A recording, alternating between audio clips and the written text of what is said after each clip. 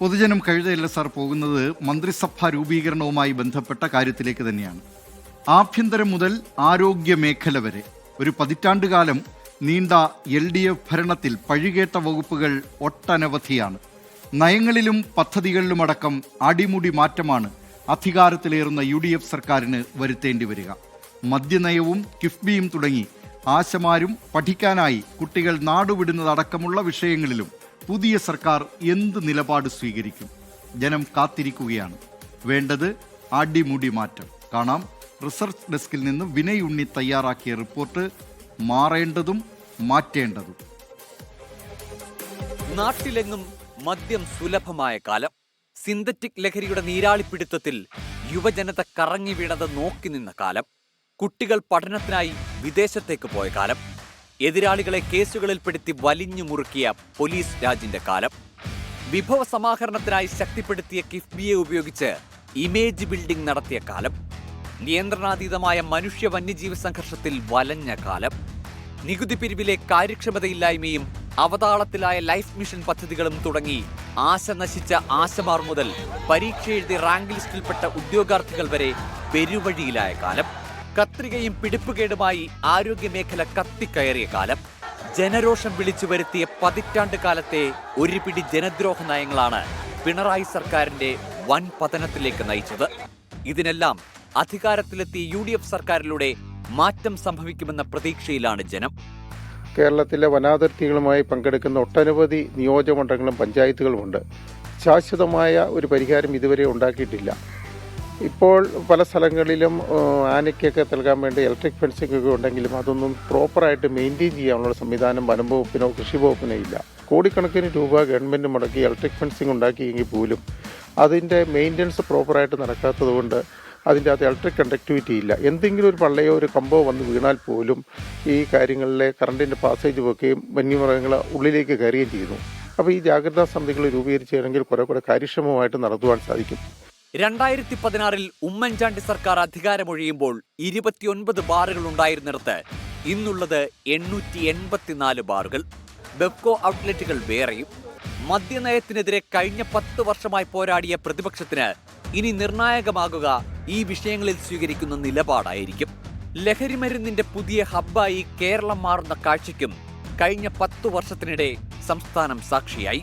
Synthetic മുതൽ hydroponics വരെ കേരളത്തിലെ യുവാക്കളുടെ സിരയിലൂടെ ഒഴുകിയ ലഹരിക്കെതിരെ പുതിയ സർക്കാർ എന്ത് നിലപാട് സ്വീകരിക്കും? ജനം ആകാംക്ഷയോടെ കാത്തിരിക്കുകയാണ്. തൊഴിലിനും പഠനത്തിനുമായി യുവാക്കൾ സംസ്ഥാനം വിടുന്നതിനെക്കുറിച്ചും കേരളത്തിന്റെ ഉന്നത വിദ്യാഭ്യാസ മേഖലയിൽ വരുത്തേണ്ട സമഗ്രമായ മാറ്റത്തെക്കുറിച്ചും പുതിയ സർക്കാർ എന്ത് നിലപാട് സ്വീകരിക്കുമെന്നതും ജനങ്ങളുടെ മനസ്സിലുണ്ട്. പ്രത്യേകിച്ച് കലാലയങ്ങളിലെ രാഷ്ട്രീയ പ്രവർത്തനം ഉന്നത വിദ്യാഭ്യാസ മേഖലയുടെ നിലവാരത്തെ തകർക്കുന്നുവെന്ന വിമർശനങ്ങൾക്കിടെ സംസ്ഥാനത്തേക്ക് കൂടുതൽ വ്യവസായങ്ങളും നിക്ഷേപങ്ങളും എത്തിക്കാൻ പുതിയ സർക്കാർ എന്തൊക്കെ ചെയ്യുമെന്നതും സസ്പെൻസ്. ബജറ്റിന് പുറത്ത് വിഭവ സമാഹരണം നടത്തി പദ്ധതികൾ നടപ്പിലാക്കുന്ന കിഫ്ബിക്കെതിരെ ശക്തമായ നിലപാട് സ്വീകരിച്ച UDF അധികാരത്തിലെത്തിയാൽ എന്ത് ചെയ്യുമെന്നതും കാത്തിരുന്ന് കാണണം. സംസ്ഥാന ഖജനാവിൽ പൂച്ച പെറ്റിക്കിടക്കുകയാണെന്നാണ് VD സതീശൻ തിരഞ്ഞെടുപ്പ് സമയത്ത് ആരോപിച്ചത്. അതേ ഖജനാവിലേക്ക് പണം എത്തിക്കുകയെന്ന ഭഗീരഥ പ്രയത്നമാണ് UDFന് മുന്നിലുള്ളത്. കേരളയിലും K-ഫോണും K-സ്റ്റോറും മുതൽ സ്ത്രീകൾക്ക് സൗജന്യ യാത്ര പ്രഖ്യാപിച്ച KSRTC വരെ ലാഭത്തിലായെന്ന് LDF സർക്കാർ അവകാശപ്പെടുന്ന KSRTCയുടെ കാര്യത്തിൽ UDF നിലപാട് എങ്ങനെയായിരിക്കുമെന്നതും ജനം ഉറ്റുനോക്കുന്നു. സൗജന്യ യാത്രാ പ്രഖ്യാപനം KSRTCയുടെ നടുവൊടിക്കുമെന്ന ആരോപണം ഇപ്പോൾ തന്നെ UDF നേരിടുന്നുണ്ട്. ദാശന്മാരെല്ലാവരും ഈ ചെറിയൊരു വേതനം വെച്ച് ജീവിച്ചു പോകുന്ന ആൾക്കാരാണ്. അപ്പോൾ നമുക്ക് പുതിയ സർക്കാരിൽ നമ്മൾ നല്ലൊരു പ്രതീക്ഷ വെച്ച് പുലർത്തിയിട്ടുണ്ട്. എന്തായാലും ഞങ്ങളെ കൈവിടില്ലെന്ന് ഞങ്ങൾക്ക് പൂർണ്ണ വിശ്വാസമുണ്ട്. VD സതീശൻ സാറ് പറഞ്ഞേക്കണം അങ്ങനെയാണ്. ആശമാർ നിങ്ങളെയാണ് ഒരിക്കലും കൈവിടില്ല, നിങ്ങൾക്ക് ശമ്പളം കൂട്ടിത്തരും, 21,000 രൂപക്കും നിങ്ങളുടെ സ്ഥിരപ്പെടുത്തും എന്നുള്ള രീതിയിലാണ് നിൽക്കുന്നത്. LDF സർക്കാരിന്റെ ഫ്ലാഗ്ഷിപ്പ് പദ്ധതിയായി അവതരിപ്പിക്കപ്പെട്ട ലൈഫ് മിഷൻ വിഷയത്തിലും UDF സർക്കാരിന്റെ നിലപാട് പ്രസക്തമാണ്. ലൈഫ് കിട്ടാതെ പലയിടത്തും പദ്ധതി താളം തെറ്റിയ അവസ്ഥയാണ് സംസ്ഥാനത്തുള്ളത്. കേരളം കണ്ട സെക്രട്ടേറിയറ്റിന് മുന്നിലെ ആശാസമരത്തിലും UDF നൽകിയ ഉറപ്പ് പാലിക്കപ്പെടേണ്ടതുണ്ട്. അധികാരത്തിലെത്തിയാൽ ആദ്യ മന്ത്രിസഭായോഗത്തിൽ തന്നെ ആശമാരുടെ പ്രശ്നം പരിഹരിക്കുമെന്നായിരുന്നു VD സതീശൻ ആശാവർക്കർമാർക്ക് നൽകിയ ഉറപ്പ്. വെള്ളക്കര മുതൽ വൈദ്യുതി ബിൽ വരെ വിലക്കയറ്റമടക്കം ജനങ്ങളുടെ പോക്കറ്റ് കൊള്ളയടിക്കുന്ന ഒട്ടേറെ വിഷയങ്ങളിലും UDF നയം വ്യക്തമാക്കേണ്ടതുണ്ട്.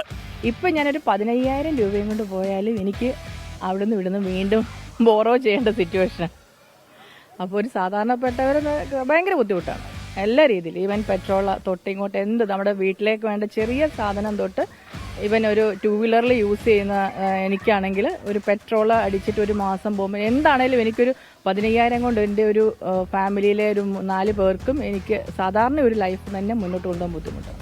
എല്ലാത്തിനുമുപരി കഴിഞ്ഞ പിണറായി സർക്കാർ ഏറ്റവും കൂടുതൽ പഴി കേട്ടത് ആരോഗ്യവകുപ്പിലെ കെടുകാര്യസ്ഥതയിലായിരുന്നു. ഒരുപക്ഷേ UDF ഏറെ ശ്രദ്ധ കൊടുക്കേണ്ടതും കരുതലോടെ മുന്നേറേണ്ടതും ഇതേ ആരോഗ്യവകുപ്പുമായി ബന്ധപ്പെട്ട വിഷയങ്ങളിൽ തന്നെയാണ്. അതേ പൊതുജനം കാത്തിരിക്കുകയാണ് പുതിയ സർക്കാർ സ്വീകരിക്കുന്ന പുതിയ കാലത്തെ പുതിയ നിലപാടുകൾക്കായി. Research desk 24.